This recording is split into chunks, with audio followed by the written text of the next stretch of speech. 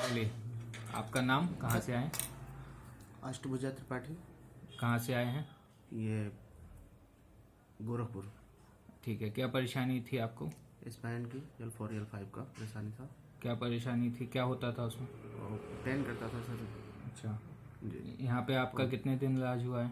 यहाँ तो मेरा 1 मंथ हुआ है। ठीक है, अभी कैसी है परेशानी आपकी? अभी फिलहाल अच्छा है। ठीक है, कितना फ़ायदा है अभी? हमारा तो लगभग 70%